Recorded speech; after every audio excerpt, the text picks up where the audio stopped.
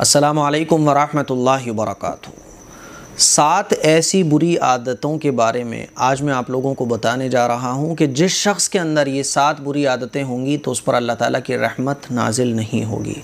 فقی ابو اللیث رحمۃ اللہ علیہ کا قول ہے، ایک بہت بڑے فقی گزرے ہیں فقی ابو اللیث۔ فقی کہا جاتا ہے وہ شخص جو قرآن و حدیث کو سمجھنے والا ہو، اس کو فقی کہا جاتا ہے۔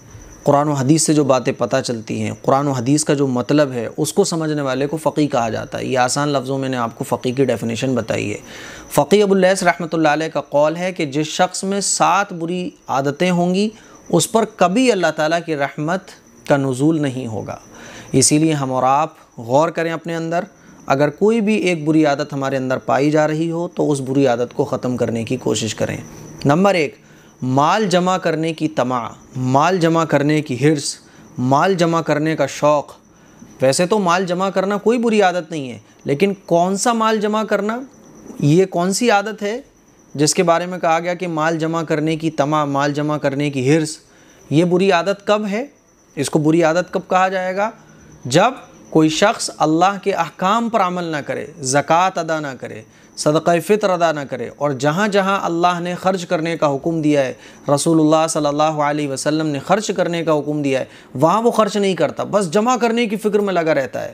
تو نمبر 1، مال جمع کرنے کی طمع، مال جمع کرنے کی حرص، مال جمع کرنے کی تمنا، دن رات مال جمع کرنے کی فکر ہے۔ کتنے ہو گئے؟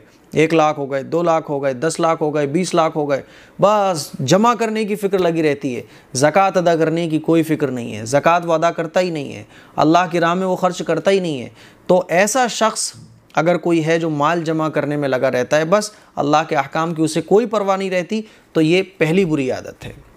نمبر 2، لوگوں پر بغیر کسی سبب کے تہمت لگانا، بس جس کے بارے میں جو جی چاہا بول دیا، تہمت لگا دی، الزام لگا دیا۔ تو یہ دوسری بری عادت ہے کہ بغیر کسی وجہ کے تہمت لگانے کی کوئی وجہ نہیں ہے، کیونکہ تہمت کہا ہی اس کو کہا جاتا ہے جس کی کوئی وجہ نہ ہو۔ کسی کو چور کہہ دیا، کسی کو ڈاکو کہہ دیا، کسی پر جو ہے وہ کوئی اور بری چیز کا الزام لگا دیا، کسی کو جواری کہہ دیا، تہمت لگا دی، یعنی وہ چیز اس کے اندر نہیں تھی لیکن لوگوں کے بیچ میں بیٹھ کے آپ نے اس کے اوپر وہ الزام لگا دیا۔ ہاں یہ بہت بڑا شرابی ہے، ہاں یہ بہت بڑا گنہگار ہے، ارے یہ نمازیں نہیں پڑھتا ہے۔ تو بغیر کسی وجہ کے تہمت لگانے والا، دوسری بری عادت۔ تیسری بری عادت، نفسانی خواہشوں اور شہوتوں میں مبتلا رہنا۔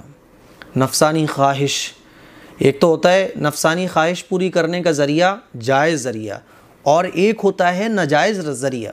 جائز راستہ، اگر نفسانی خواہشات کی تکمیل ہو رہی ہے، آپ اپنی نفسانی خواہشات کی تکمیل کر رہے ہیں جائز راستے سے، تو پھر تو وہ جائز ہے، شریعت میں اس میں منع نہیں ہے۔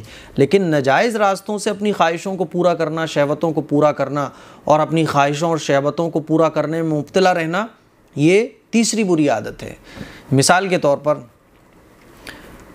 کسی کو کوئی لڑکی پسند آ گئی، اب اس لڑکی کے ساتھ اپنی خواہش پورا کرنے کا ایک جائز راستہ ہے کہ آپ اس سے نکاح کریں، اور ایک ناجائز راستہ ہے کہ آپ اس کے ساتھ منہ کالا کر لیں۔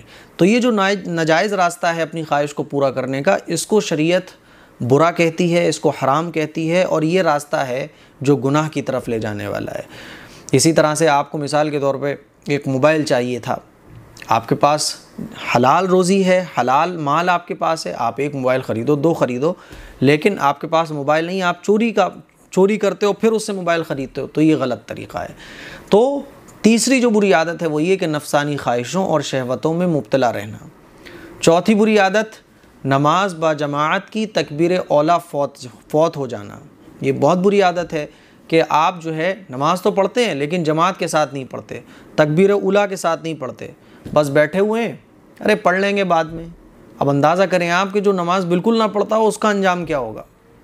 فقی ابو اللیث رحمۃ اللہ علیہ نے چوتھی بری جو عادت بتائی وہ یہ کہ نماز تو پڑھتا ہو لیکن جماعت کے ساتھ نہ پڑھتا ہو اور تکبیر اولیٰ کے ساتھ نہ پڑھتا ہو۔ تو یہ بری عادت بھی ایسی ہے کہ اگر یہ کسی کے اندر ہو تو اس پر اللہ کی رحمت نازل نہیں ہوتی۔ نمبر 5، لوگوں کی غیبت کرنا۔ غیبت کرنا یہ حرام ہے، ناجائز ہے۔